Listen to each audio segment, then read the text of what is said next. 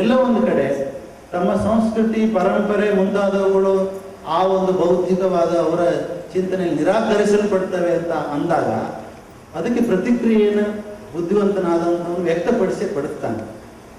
ಆದರೆ ಯಾವ ರೀತಿ ವ್ಯಕ್ತಪಡಿಸ್ಬೇಕು ಅದನ್ನ, ಯಾವ ರೀತಿಯಲ್ಲಿ ನಾವು ಅದನ್ನು ನಾವು ವಿರೋಧಿಸ್ಬೇಕು ಅಥವಾ ಅದನ್ನು ನಾವು ತಿದ್ದಬಹುದು ಅಥವಾ ಅದನ್ನು ನಾವು ನಾಶ ಮಾಡಬಹುದು, ಆ ರೀತಿಯ ದಾಸ್ಯವನ್ನು ಅಂತ ಆ ವಿಧಾನ ಇದೆಯಲ್ಲ, ವಿಧಾನ ಸಂಬಂಧಪಟ್ಟು ಬಂದಾಗ ಬಹುಶಃ ಇದಕ್ಕೂ ಮೊದಲು ಬಂದಂಥ ವಿವೇಕಾನಂದರಿರ್ಬೋದು, ಗಾಂಧಿ, ಟಗೋರ್ ಮುಂತಾದವರು ಅವರು ಒಂದು ರೀತಿಯಲ್ಲಿ ರಾಜಕೀಯ ಮತ್ತು ರಾಜಕೀಯ ಚಿಂತನೆ ಮತ್ತು ಅದರಲ್ಲಿದ್ದಂಥ ಕೆಲವೊಂದು ಚಳುವಳಿ ಮುಂತಾದವುಗಳ ಮೂಲಕ ಅವರು ಪ್ರವೇಶ ಮಾಡಿದರು. ಆದರೆ ಸಮಸ್ಯೆ ಇರುವುದು ಬೌದ್ಧಿಕವಾದ ಸಮಸ್ಯೆ. ಬೌದ್ಧಿಕವಾದ ಸಮಸ್ಯೆಗೆ ಪಾಶ್ಚಾತ್ಯರ ಬೌದ್ಧಿಕ ಜಗತ್ತು ಹೇಗೆ ರೂಪುಗೊಂಡಿದೆ, ಭಾರತದ ಕುರಿತು ಅವರು ಮಾಡಿದಂಥ ಸಿದ್ಧಾಂತಗಳಿರ್ಬೋದು ಅಥವಾ ತೀರ್ಮಾನಗಳಿರ್ಬೋದು, ಅವುಗಳ ಬೌದ್ಧಿಕವಾದ ರಚನೆ ಏನು, ಬುನಾದಿ ಏನು ಅಂತ ಅರ್ಥ ಮಾಡಿಕೊಂಡು ಅದಕ್ಕೆ ಪ್ರತಿಯಾಗಿ ನಮ್ಮ ಸಂಸ್ಕೃತಿಯ ಕುರಿತು ನಾವು ಸಿದ್ಧಾಂತವನ್ನು ಬೆಳೆಸೋದು ಹೇಗೆ ಹೇಳೋದು, ಇದು ಸಮಾಜ ವಿಜ್ಞಾನದ ಕೆಲಸ ಇದೆ.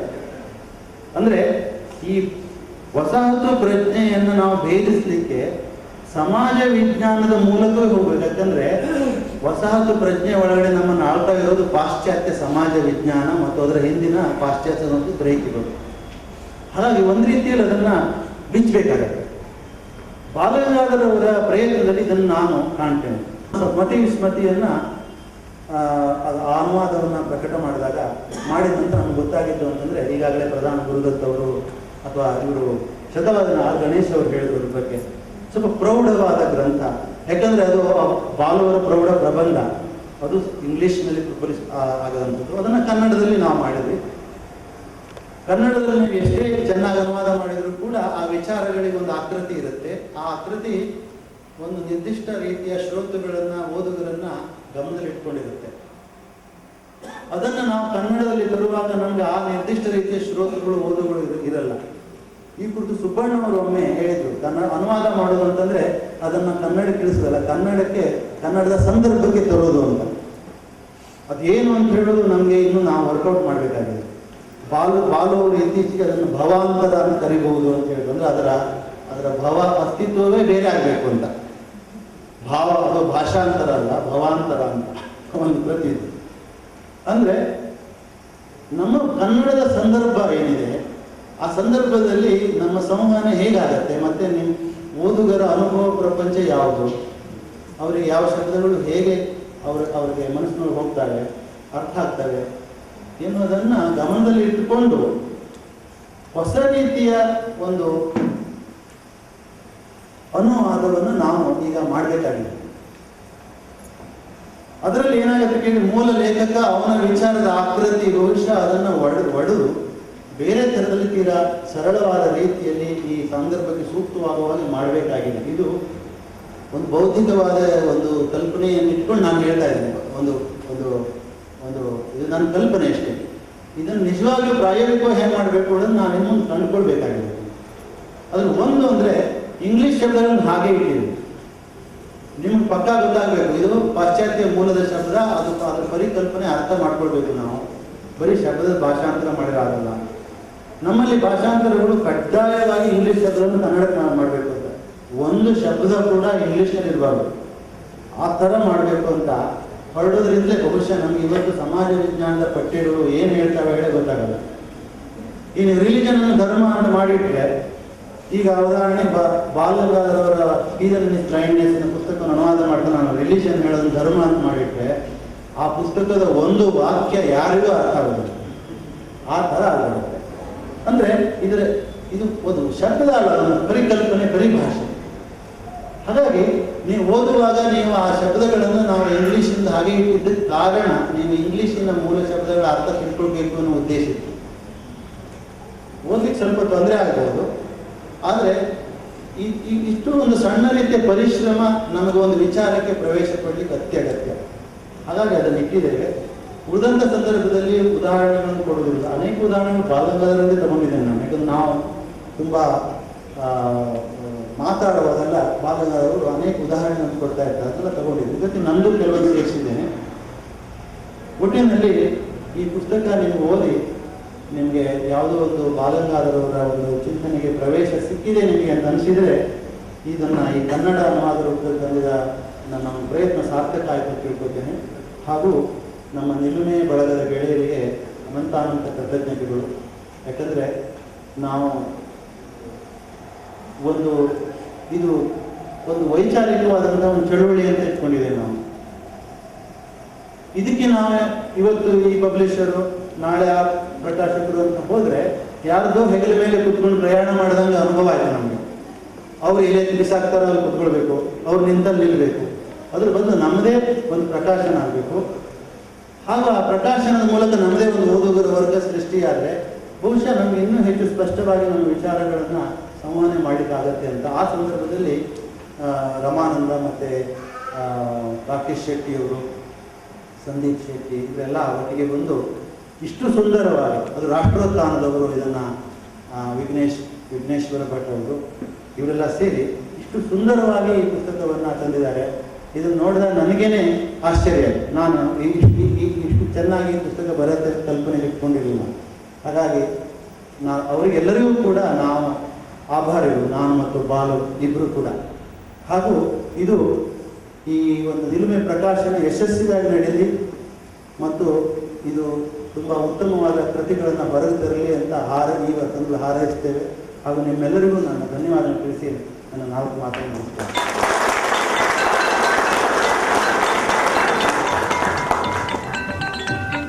ಡಾಕ್ಟರ್ ರಾಜಾರಾಮ್ ಹೆಗ್ಡೆ ಅವರಿಗೆ ವಂದನೆಗಳು. ಈಗ ನಮ್ಮ ಗುರುಗಳಾದ ಎಸ್.ಎನ್. ಬಾಲಗಂಗಾಧರ ಅವರಿಂದ ಅಧ್ಯಕ್ಷೀಯರು. ಆ್ಯಕ್ಚುಲಿ ನೀವು ಸ್ವಲ್ಪ ಅದೃಷ್ಟ. ಯಾಕೆ ಅಂದರೆ ಇದು ಜಾಸ್ತಿ ಮಾತಾಡೋ ಶಕ್ತಿ 5 ನಿಮಿಷ ಮಾತಾಡ್ತೀನಿ ಅಷ್ಟೇ. ಟೈಮ್ ಆಯಿತು, ಊಟದ ಟೈಮ್ ಬೇರೆ 12 ಕಾಲಕ್ಕಾಗಲ್ಲ. ಕಾರಣ ಏನು ಅಂದರೆ ನಂದು ಶಸ್ತ್ರಚಿಕಿತ್ಸೆಗೆ ಒಳಗಾಗಿದ್ದೆ. ಸೊ ಅದನ್ನ ನೀವು ಚೇತರಿಸ್ಕೊಟ್ಟಿಲ್ಲ. ಸೊ ಜಾಸ್ತಿ ಮಾತಾಡೋಕ್ಕಾಗಲ್ಲ, ಸುಸ್ತಾಗುತ್ತೆ. ಅದು ನಿಮ್ಮ ಅದೃಷ್ಟ ಅನ್ನೋದು ಪ್ರತಿಯೊಂದು ನಿಮ್ಮ ಅದೃಷ್ಟನೋ. ನನ್ನ ಮಾತು ಕಮ್ಮಿ ಆಗೋದು ಅದನ್ನ ಹೇಳ್ತೀನಿ ನಾನು. 3 ಮಾತು ಹೇಳಬೇಕಷ್ಟೇ, ಸಂಕ್ಷಿಪ್ತವಾಗಿ ಹೇಳ್ತೀನಿ. ಮೊದಲನೇದಾಗಿ ನಿಮ್ಮ ಬಗ್ಗೆ ಇದು ತುಂಬ ಜನ ಇವತ್ತು ಬಂದಿ ಆಗುತ್ತೆ. ಎಲ್ಲ ವಿಷಯ ನನಗಿಲ್ಲ.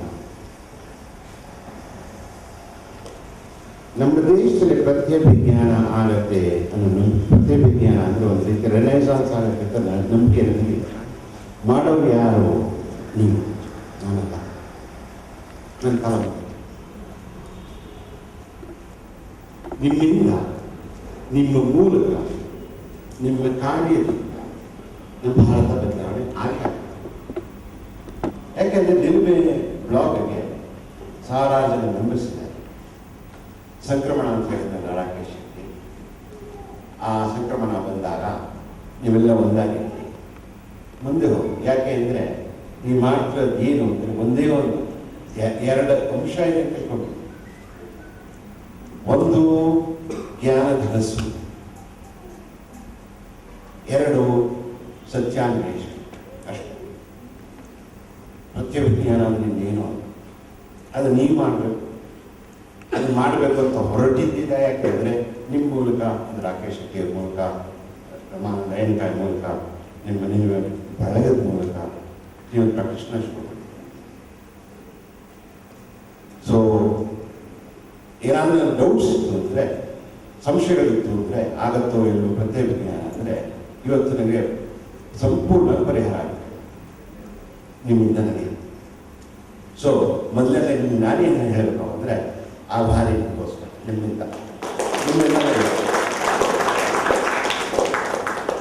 ಇದು ಮೊದಲನೇ ಮಾತು. 2ನೇ ಮಾತು ಇದರ ಪುಸ್ತಕ.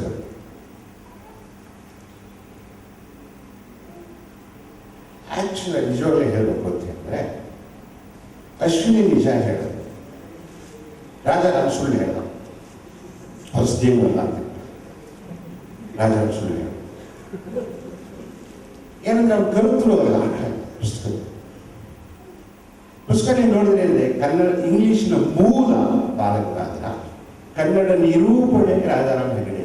ಅದು ಅನುವಾದ ಅಲ್ಲ ಅವನು ಮಾಡಿರೋದು. ಮೂಲ ಯಾವ ರೀತಿ ಅಂತ ಹೇಳಿದ್ರೆ, ಇವಾಗ ನೀವು ಫಿಸಿಕ್ಸ್ ಮೇಲೆ ಟೆಕ್ಸ್ಟ್ ಬುಕ್ ಬರೀತೀರಾ, ಮೂಲ ಐನ್ಸ್ಟೈನ್ ಅಂತ ಹೇಳ್ಬೋದು ನೀವು. ಅದ್ರ ಟೆಕ್ಸ್ಟ್ ಬುಕ್ ಬರೆಯೋದು ಯಾರೋ, ಅದು ಕರ್ತೃನೇ ಅವನಿಗೆ ನೋಡೋದು. ಅವ್ನು ಹೇಳ್ಬೋದು, ಇಲ್ಲಪ್ಪ ನಾನು ಐನ್ಸ್ಟೈನ್ ಐಡಿಯಾಗಳನ್ನು ಉಪಯೋಗಿಸ್ಕೊಂಡಿದ್ದೇನೆ, ಅದನ್ನ ಕರ್ತೃ ಅಲ್ಲ ಅಂತ ಹೇಳ್ಬೋದು. ಅದು ಒಂದು ರೀತಿ ಇಲ್ಲ ಸುಮ್ಮನೆ ಹೇಳೋದು ಅಂತ ಹೇಳಿದ್ರೆ, ನಾನು ಮಾಡಿಸ್ತಿ ಬೇಕಾದ್ರೆ ಹೇಳ್ಕೊಳ್ಳಿ, ಏನೋ ಪಾಪ ಅವರು ವಿನಯ ನೋಡ್ತಾರೆ. ಆದರೆ ಬರೆದಿರೋ ನಿಜವಾಗಲು ನನ್ನ ಹೆಸರು ಬರುವಾಗದಾಯ್ತು, ಕೆಟ್ಟದಾಗಿತ್ತು ಅಂದ್ರೆ ನಂತರ ಮೇಲೆ ಹಾಕ್ಬಿಟ್ಟು ಚೆನ್ನಾಗಿ ಬಂತು ಅಂದರೆ ರಾಜ ಶ್ರೀಕೃಷ್ಣ ರಾಜ ಅವರಿಂದ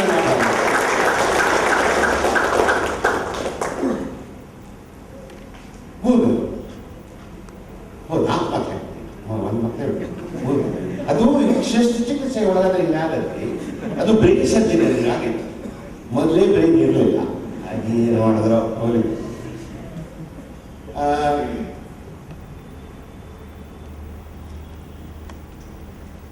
ಏನಾಗಿದೆ ನಮಗೆ ಇವತ್ತು, ನಮ್ಮ ಎದುರು ಹಾಕಿ ನಮ್ಮ ಅನುಭವ ನಮಗೆ ಬಿಡ್ತಾ ಇದೆ. ಅಂದ್ರೇನು, ನಾವು ಪ್ರಪಂಚದಲ್ಲಿ ಏನು ನಮ್ಗೆ ಆಗುತ್ತೋ ಅದು ನಮ್ಗೆ ಅರ್ಥವಾಗ್ತಾ ಇದೆ. ಅರ್ಥವಾಗ್ತಾ ಇದೆ ಅಂದ್ಕೊಂಡು ಅದು ಅರ್ಥವಾಗ್ತಿಲ್ಲ.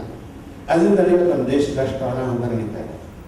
ಇಂಡಿಪೆಂಡೆನ್ಸ್ ಬಂದಾಗ ನಮ್ಮ ದೇಶ ಮುಂದೆ ಹೋಗಿಲ್ಲ ಅಲ್ವಾ? ಲಂಚ ಜಾಸ್ತಿ ಆಗ್ತಾ ಇದೆ, ವೈಲೆನ್ಸ್ ಜಾಸ್ತಿ ಆಗ್ತಾ ಇದೆ, ಕೋಪವಾದಿ ಅಂತ ಹೇಳೋದೆಲ್ಲ ಕಥೆ ಹೇಳೋದು ಜಾಸ್ತಿ ಆಗ್ತಾ ಇದೆ, ಕಳ್ಳತನ ಜಾಸ್ತಿ ಆಗ್ತಾ ಇದೆ, ಕೊಲೆ ಎಲ್ಲ ಈ ಥರದ್ದೆಲ್ಲ ಅನಾಹುತ ಜಾಸ್ತಿ ಆಗ್ತದೆ. ಯಾಕೆಂದ್ರೆ ನಾವು ನಮ್ಮ ಅನುಭವದ ಬಗ್ಗೆ ಆಲೋಚನೆ ಮಾಡೋದೇ ಬೇರೆ ಥರ ಆಗ್ತದೆ, ನಮ್ಮ ಅನುಭವ ಇರೋದೇ ಬೇರೆ ಥರ. ಇದು ಬ್ರಿಟಿಷರಿಂದ ಹುಟ್ಟಿದ್ದಲ್ಲ, ಅವರಿಂದ ಒಬ್ಬರಿಂದನೇ ಹುಟ್ಟಿದ್ದಲ್ಲ. ನಾವು 1000 ವರ್ಷದಿಂದ ನಾವು ಆಶ್ಚರ್ಯ. ಇವತ್ತು ಪೊಲಿಟಿಕಲ್ ಕರೆಕ್ಟ್ನೆಸ್ ಅಂತ ಹೇಳ್ತಾರಲ್ಲ, ಅವರು ನಾನು ಈ ಥರ ಮಾತಾಡೋದು ಬಿಡಲ್ಲ, ಅದು ನನ್ನ ಪೊಲಿಟಿಕಲ್ ಕರೆಕ್ಟ್ ಅಲ್ಲ. ಮೊದಲನೇ ದಾಸೆ ನಮಗೆ ಮುಸಲ್ಮಾನ, ಎರಡನೇ ಕೃಷ್ಣ. 1000 ವರ್ಷದಿಂದ ಅದಿದೆಯಲ್ಲ. ಅದರಿಂದ ಏನಾಗುತ್ತದೆ, ಅದರಿಂದ ಬ್ರಿಟಿಷರು ನಮ್ಮನ್ನ ಬೌದ್ಧಿಕವಾಗಿ ಕಂಟ್ರೋಲ್ ಮಾಡೋಕ್ಕಾಯ್ತು. ಯಾಕೆಂದರೆ ಹಿಂದೆ 300-400 ವರ್ಷ ಇಸ್ಲಾಂನವರು ನಮ್ಮ ಬೌದ್ಧಿಕ ನೆಲೆಗಟ್ಟನ್ನು ಉಳಿತಾರೆ. ಸೊ 1000 ವರ್ಷದ ಪ್ರಾಬ್ಲಮ್ ಇವತ್ತು ನಾವು ಪರಿಹಾರ ಮಾಡಲೇಬೇಕು. ಯಾಕೆಂದ್ರೆ ಅದು ನಿಮ್ಮ ಫ್ಯೂಚರ್ ಬಗ್ಗೆ, ನಿಮ್ಮ ಮಕ್ಕಳ ಫ್ಯೂಚರ್ ಬಗ್ಗೆ, ನಿಮ್ಮ ಮೂವರ ಫ್ಯೂಚರ್ ಜ್ಞಾನ ಬಗ್ಗೆ ಇದನ್ನ ಮಾಡಿದ್ರೆ ನಮ್ಮ ಕಥೆ ಮುಗಿದು. ಸೊ ಇದನ್ನ ಶ್ರದ್ಧಾಧಾನ್ಯ ಗಣೇಶ ಹತ್ರ ತಲೆ ಬೋಳದೇ ಸ್ವಲ್ಪ ಜನ ಇದ್ದಾರೆ, ಅದು ಬೇರೆ ಏನೋ ಅಂತ ಕೊಟ್ಟರು. ತಲೆ ಬೋಳಾಗದೇ ಇರೋ ತುಂಬ ಜನ ಇದ್ದಾರೆ. ಸೊ ನೀವು ಮಾಡೋ ಕೆಲಸ ಇದು ಮಾಡಿದ್ದು ನನ್ನಿಂದ ಸಹಾಯ ಮಾಡಿಕೊಂಡು ಕೇಳಿ. ಜಾಸ್ತಿ ವರ್ಷ ಇರಲ್ಲ, ಸ್ವಲ್ಪ ವರ್ಷ ಇರ್ತೀನಿ ಕೊಡ್ತೀನಿ. ಸೊ ಕೇಳಿದಕ್ಕೆಲ್ಲ ಕೊಡ್ತೀನಿ. ನೀವು ಮಾತ್ರ ನಿಮ್ಮ ಫ್ಯೂಚರ್ ಮಾಡಿ ಅಷ್ಟು ಹೇಳಿ ಹೃದಯಪೂರ್ವಕವಾಗಿ ನಿಮಗೆ ಅನಿಸ್ತು.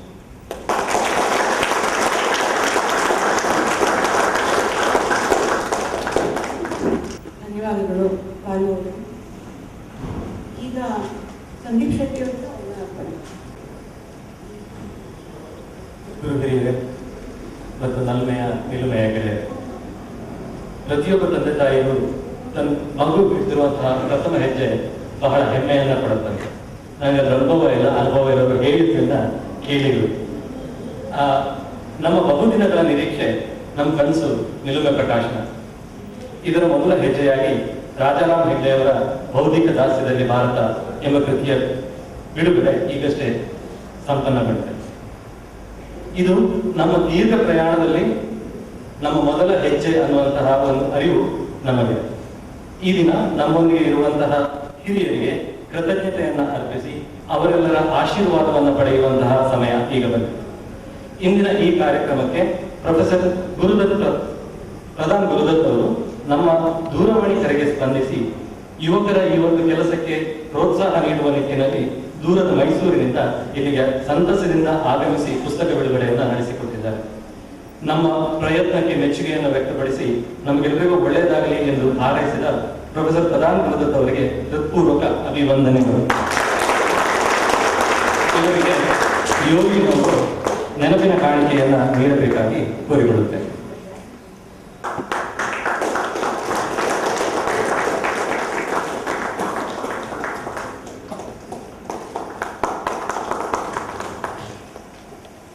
ತನ್ನ ಬಿಡುವಿಲ್ಲದ ವೇಳಾಪಟ್ಟಿಯ ಮಧ್ಯೆ ನಮಗೆ ಸಮಯಾವಕಾಶವನ್ನು ಮಾಡಿಕೊಟ್ಟು ಇಂದು ಅವರಿಗೆ ಇನ್ನೊಂದು ಕಾರ್ಯಕ್ರಮ ಇದ್ದಿದ್ದರಿಂದ ಅವರೀಗ ಆ ಕಾರ್ಯಕ್ರಮಕ್ಕೆ ತೆರಳಿದ್ದಾರೆ. ಅಂತಹ ಗಡಿಬಿಡಿಯ ಮಧ್ಯೆಯೂ ನಿಮ್ಮ ಜೊತೆ ನಾನಿದ್ದೇನೆ ಮತ್ತು ಖಂಡಿತ ಬರುತ್ತೇನೆ ಎಂದು ನಮ್ಮಲ್ಲಿ ಉತ್ಸಾಹ ತುಂಬಿ ಇಂದಿನ ಕಾರ್ಯಕ್ರಮಕ್ಕೆ ಆಗಮಿಸಿ ಮುಖ್ಯ ಅತಿಥಿಗಳಾಗಿ ಆಗಮಿಸಿ ಹಿತನುಡಿಗಳನ್ನಾಡಿದಂತಹ ಭವಿಷ್ಯದ ವಿದ್ವಾಂಸರಾದ ಶತಾವಧಾನಿ ಡಾಕ್ಟರ್ ಆರ್ ಗಣೇಶ್ ಅವರಿಗೂ ನಿಲುಮೆಯ ಬಳಗದ ಪರವಾಗಿ ಧನ್ಯವಾದಗಳನ್ನು ಅರ್ಪಿಸುತ್ತೇನೆ. ಹೋಗ್ರಲ್ಲೋ ಮದುಮಗಳನ್ನು ಯಾರಾದ್ರೂ ಮದುವೆ ಕರೀತಾರ ಅಂತ ಛೇಡಿಸ್ತಾನೆ ನಮ್ಮನ್ನು ಹುರಿದುಂಬಿಸಿ ನಮ್ಮ ಸಂಸ್ಕೃತಿಯ ಮತ್ತು ನಮ್ಮ ಪರಂಪರೆಯ ಬಗ್ಗೆ ಗೌರವ ಹೆಚ್ಚಾಗುವಂತೆ ಮಾಡಿ ಬೆಳೆಸ್ತಾ ಇರುವಂತಹ ನನ್ನ ಗುರುಗಳಾದಂತಹ ಪ್ರೊಫೆಸರ್ ಬಾಲಗಂಗಾಧರ ರಾವ್, ನಮ್ಮೆಲ್ಲರ ಪ್ರೀತಿಯ ಬಾಲು, ಇವರಿಗೆ ಧನ್ಯವಾದಗಳು. ಈಗ ಧನ್ಯವಾದ ಹೇಳಿದ್ರೆ ನೀವು ಥ್ಯಾಂಕ್ ಯು ಅಂತ ಯಾವತ್ತೂ ಹೇಳ್ತೀಯ ಅಂತ ಪುನಃ ನಮ್ಮನ್ನು ಛೇಡಿಸ್ತಾರೆ ಅಂತ ಗೊತ್ತು. ಆದರೂ ಕೂಡ ಅವರಿಗೆ ಆರೋಗ್ಯ ಬಳಗದ ಯಶಸ್ವಿ ನೆನಪಿನ ಕಾಣಿಕೆಯನ್ನು ಕೊಡಬೇಕಾಗಿ ಕೇಳಿಕೊಡಿ.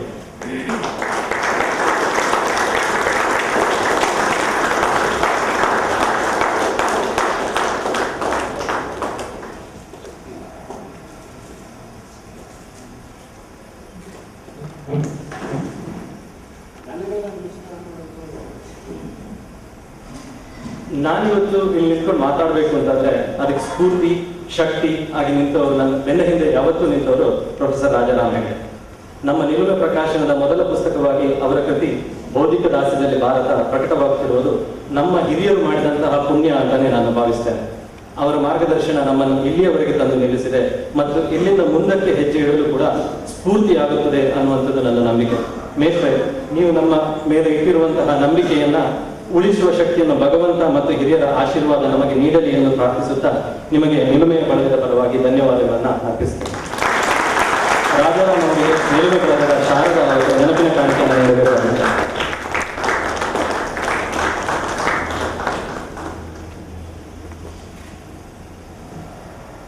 ಇನ್ನು ನಿಲುಮೆ ಪ್ರಕಾಶನ ಪುಸ್ತಕ ಮುದ್ರಣದ ಗಂಧಗಾಳಿಯೂ ಗೊತ್ತಿಲ್ಲದ ನಮಗೆ ಸಂಪೂರ್ಣ ಸಹಕಾರವನ್ನು ನೀಡಿ ಪುಸ್ತಕ ಪ್ರಕಟಣೆಯ ABCDಯನ್ನ ಕಳಿಸಿದಂತಹ ರಾಷ್ಟ್ರೋತ್ಥಾನ ಮುದ್ರಣಾಲಯ ಮತ್ತು ಕಾರ್ಯಕ್ರಮ ನಡೆಸುವಲ್ಲಿ ಪ್ರತಿ ಹಂತದಲ್ಲೂ ನಮಗೆ ಬೆನ್ನೆಲುಬಾಗಿ ನಿಂತು ಸಹಕರಿಸಿದಂತಹ ವಿಘ್ನೇಶ್ವರ ಭಟ್ರು, ವಾದಿರಾಜ್ ಭಟ್ರು, ಶ್ರೀಪಾದ್ ಭಟ್ರು, ದಿನೇಶ್ ಹೆಗಡೆ, ಪ್ರಸನ್ನ ಜಯಂತ್, ಜಯಪ್ರಕಾಶ್ ಅವರಿಗೂ ಹಾಗೂ ಆರೋಗ್ಯ ಮತ್ತು CSLC ಮಿತ್ರರಿಗೂ ಕೂಡ ಧನ್ಯವಾದಗಳನ್ನ ಹೇಳ್ತೇನೆ.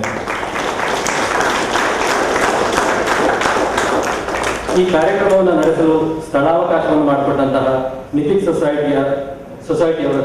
ಸೊಸೈಟಿಗೆ ಕೂಡ ನಾನು ಧನ್ಯವಾದಗಳನ್ನು ಹೇಳ್ತಿದ್ದೇನೆ. ಮತ್ತು ಅವರ ತಂಡ ಕೂಡ ನಮಗೆ ನಿನ್ನೆಯಿಂದ ನಮ್ಮ ಜೊತೆ ಇಟ್ಕೊಂಡು ನಮಗೆ ಸಹಕಾರವನ್ನು ನೀಡಿದ್ದಾರೆ, ಅವರಿಗೂ ಕೂಡ ಧನ್ಯವಾದಗಳನ್ನು. ಈ ಪುಸ್ತಕದ ಬೌದ್ಧಿಕ ದಾಸ್ಯದಲ್ಲಿ ಭಾರತ, ಈ ಪುಸ್ತಕದ ಹಲವು ಲೇಖನಗಳು ವಿಜಯವಾಣಿಯಲ್ಲಿ ಆಲ್ರೆಡಿ ಬಂದಿದ್ದಾವೆ. ಈ ಪತ್ರಿಕೆಯ ಪೂರ್ವ ಸಂಪಾದಕರಾಗಿದ್ದಂತಹ ತಿಮ್ಮಪ್ಪ ಭಟ್ರು ಹಾಗೂ ಈಗಿನ ಸಂಪಾದಕರಾದಂತಹ ಹರಿಪ್ರಕಾಶ್ ಕೋಣಮನೆ ಇವರಿಗೂ ಧನ್ಯವಾದಗಳನ್ನು ಅರ್ಪಿಸುತ್ತಾರೆ. ಹಾಗೆಯೇ ಮಲ್ಹಾರ ಅನ್ನುವಂತಹ ಆಧ್ಯಾತ್ಮಿಕ ಪತ್ರಿಕೆಯಲ್ಲಿ ಈ ಮಾಲಿಕೆ ಬರ್ತಾ ಇದೆ. ಅದರ ಸಂಪಾದಕರಾದಂತಹ ಬಾಬು ಕೃಷ್ಣಮೂರ್ತಿ ಅವರಿಗೂ ಕೂಡ ಈ ಒಂದು ಸಂದರ್ಭದಲ್ಲಿ ಧನ್ಯವಾದಗಳನ್ನು ಹೇಳುತ್ತಾರೆ. ಇನ್ನು ನಿಲುಮೆಯ ಸಂಕ್ರಮಣ ಕಾಲ, ರಾಕೇಶ್ ಇದ್ರ ಬಗ್ಗೆ ಮಾತಾಡಿದ್ರು. ನಿಮ್ಗೆಲ್ರಿಗೂ ಗೊತ್ತಿದೆ ಏನಾಗಿತ್ತು ಒಂದು ತಿಂಗಳ ಹಿಂದೆ, 1-2 ತಿಂಗಳ ಹಿಂದೆ. ಬಹಳಷ್ಟು ಜನ ನಮ್ಮ ಜೊತೆ ನಿಂತ್ಕೊಂಡು ಏನಾದರೂ ಆಗಲಿ ನೀವು